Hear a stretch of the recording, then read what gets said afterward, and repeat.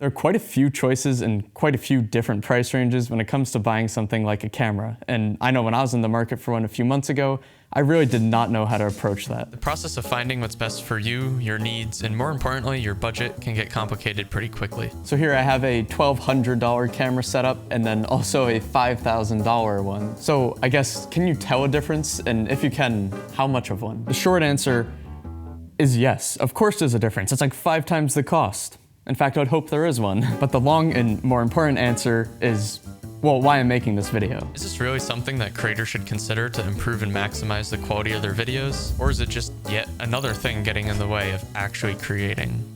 So I'll be obviously sharing what each camera setup actually is, and then I'll go into the prices of each, the pros and cons, the biggest differences that I've noticed working with both, and then also some side-by-side image comparisons. I'm gonna be trying to get the best image I can out of both of these cameras just by really making sure I dial in the right settings and then bringing it into DaVinci Resolve to correct and grade it the best I can. So this is my second time actually recording this video.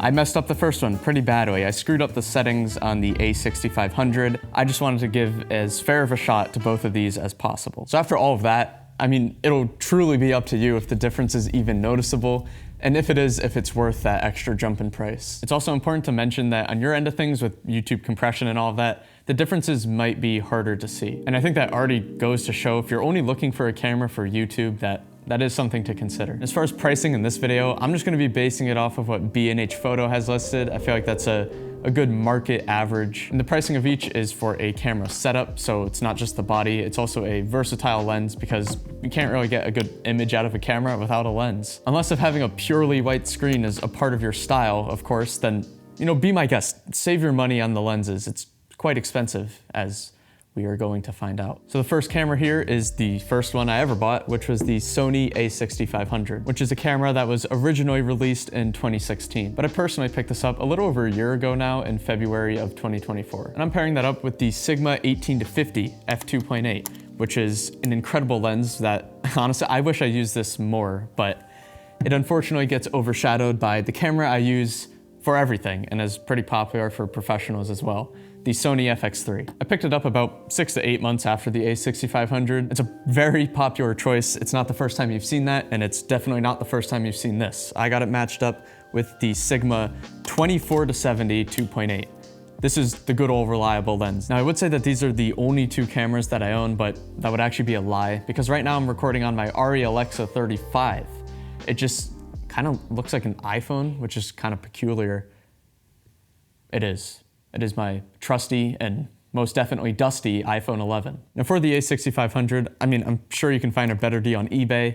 That's what I did, but 10 years later, it's gonna cost you about $680. And then once you add on the 18-50 lens, that will run you about another $550. And this is where you're gonna start to cringe. And by you, I mean me, because I'm the one that decided to buy this. For the Sony FX3, and of course we're just talking about the body, that's gonna run you around $3,900. Now, to be fair, I think I found the best deal on the internet for this. I got an open box on eBay, winning a bid for around $3,100. But you can buy about 3 of these entire setups just for the price of the body of the FX3. So to get the FX3 into a working setup, you're gonna be needing a lens. So again, I got the Sigma 24-70, which will cost you just under $1,200. Like I said, I'm an absolute deal hunter when it comes to buying things. So I got that refurbished off of eBay for about $750. But again, for the purpose of the price comparison, I'm just gonna go by what's listed online. So as far as totals, that brings the A6500 setup to $1,230 and the FX3 setup to a colossal $5,087. So it's true that the more you pay, the more you get. So I'll try to give some realistic, real-life examples and where this price can actually be justified, and also why I decided to pay that fee.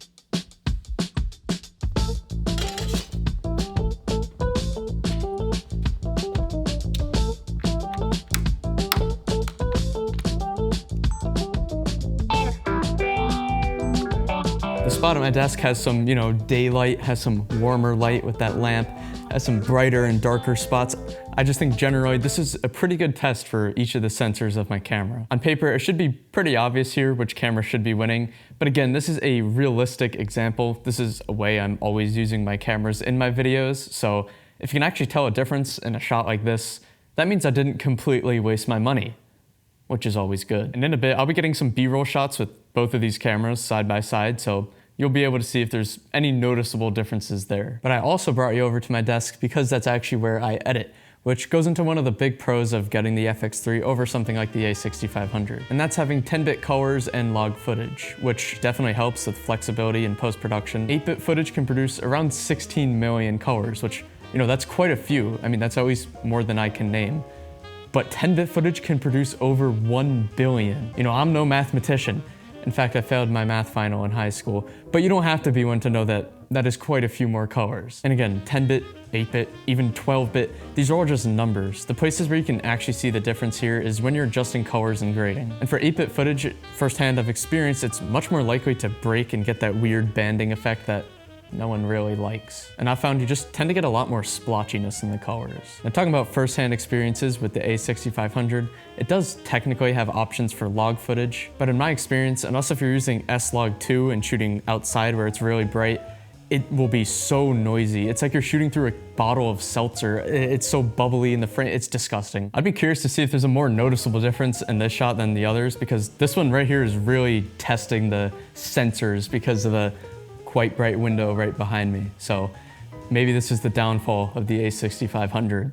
But the A6500 surprisingly has a few things that the FX3 doesn't. A small one is having the physical knob for choosing your shooting modes, but that's mostly just a preference. I think the most noticeable benefits come in the photography department.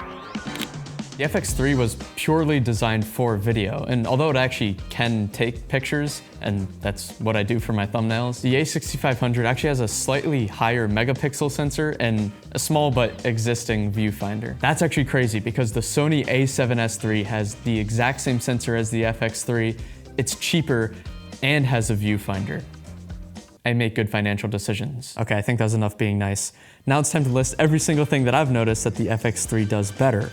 Like 2 SD card slots, so you have the option to dual record, which is always comforting. Full frame sensor opposed to the Super 35 sensor in the A6500, but I don't think that's nearly as big of a deal as people make it out to be, but there are some benefits, like better low light performance, and in the case of the FX3, a dual base ISO of 12,800. And it also looks better in the sense of having much better color science. And I'll also be able to see those glorious colors on the FX3 thanks to the flip out screen. The A6500's is tilt only. I can definitely say I've cut myself off a few times recording myself on the A6500. Although I do wish that Sony put the screen that they had in the A1 Mark II on the FX3, because that's both tilt and flip, but just that camera body alone is more expensive than this entire FX3 setup. I guess there's always a bigger fish. Now, one of the big reasons why I decided to get the FX3 is for the ecosystem. Something I eventually want to lean into is corporate video production, and they commonly use the sensor in the FX3 and FX6. There are plenty of jobs that won't ever have a requirement for a camera sensor, but if they do have one, it's probably going to be the FX3 since that's kind of the industry standard, at least to my knowledge. Correct me if I'm wrong. So rapid firing some more FX3 pros, like having a full-size HDMI port, no more of that micro HDMI that feels like it'll fall out if I breathe on it too hard. Having a mic and a headphone jack, because getting good audio is good, but knowing you're getting good audio is great. Better battery life, no overheating, because that actually has happened a few times, and even on my A6500 right now, the little light is on. Having the dedicated buttons for white balance, ISO, iris, the extra dials for control, and of course the zoom rocker. And most important of all, it looks better. And I'm not even talking color science-wise, I just mean the physical appearance.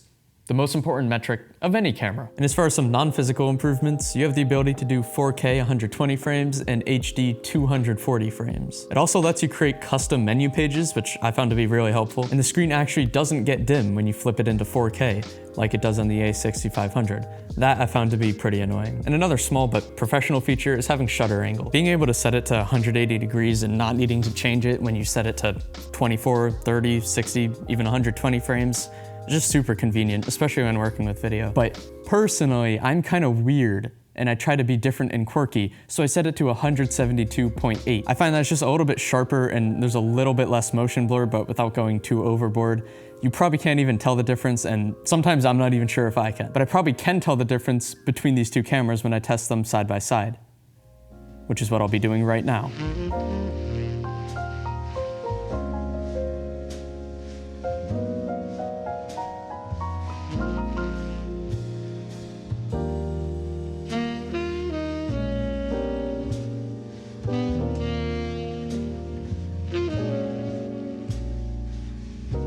Camera A was the A6500 and camera B was the FX3. Now, obviously I knew this because, well, I made the test, but if I like cartoonishly slipped on a banana peel and like hit my head and forgot everything about it, I think I'd still be able to tell them apart. I think for the slow-mo shot, they both look great. I can say I feel like I see the difference in dynamic range. I feel like there's just a lot more information and details in the highlights, specifically on the table here. Now this one is clearly overexposed, but unlike the rest of the video, I decided not to actually re-record it. I think this brings a pretty important idea that the A6500 is much less forgiving when it comes to adjusting colors and exposure in post-production. It's obviously always better to make the camera do the work, but if you are ever running and gunning something, that's something to keep in mind with using a camera like the A6500. So in my opinion, yes, it is a noticeable upgrade. So that kind of answers my first question. So now we shift to the second one. At what point does it actually become worth it? Because if I had to buy a camera all over again, I don't actually think I'd buy the FX3, but I for sure wouldn't be using my A6500 either.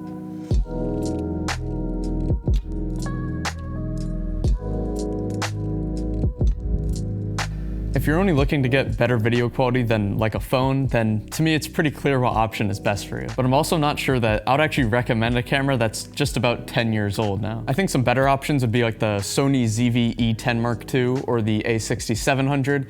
Both of those just kind of carry some of the more modern features like 10-bit color, usable log, and both of those also do have the flip screens, which always come in handy. But if I had to buy a new camera today, it would be a pretty close call between the Lumix S5 II or the Canon R5C, I mean even a used C70, even the Nikon Z6 III. But I think I would end up with the Sony FX30. I kind of think it's the perfect balance in between both of these cameras. It has the exact same body as the FX3, but also a smaller sensor like the A6500. And to be clear, a smaller sensor doesn't mean less resolution. And not only would the body of the FX30 be significantly cheaper, but I think an often underlooked thing of having an APS-C or crop sensor camera is the price of the lenses. Since the sensor of the camera is smaller, that means there's less lens needed to cover that sensor, which means the lenses can be smaller and the lenses are cheaper. Like honestly, the idea of selling the FX3 and getting the 30 with a bunch of fun lenses is kind of tempting, but I think for right now at least, in a world where there is a perfect camera, it's the FX3 for me. I think there is a point where gear can hold you back, but in my personal experience especially, I've let the idea of not having good enough gear halt my ideas from ever being put into action. And I think that's absolutely unacceptable with where tech's at today. Depending on your needs and budget, there's so many great choices, even including newer phones that can offer pretty competitive levels of camera quality. Especially if your main focus is for social content on platforms like YouTube, with all their compression destroying your beautiful footage, it closes the gap even more between beginner and professional cameras. And I think that one saying, the best camera is the one that you have, holds more truth than ever. The topic, scripting, storytelling, and even post-production will always remain superior. Like how in this video, there are plenty of sections where I switch between cameras, and I'm sure you could notice if you're paying attention, but I guarantee it wasn't a big enough difference where it took you out of the video. It's true that there always will be a better camera, but there'll also always be a better script, video idea, and way to tell a story. What you choose to focus on is what will dictate the results of your creation. I document my creative lifestyle on this channel, so feel free to subscribe if you want to follow along, and thank you for watching.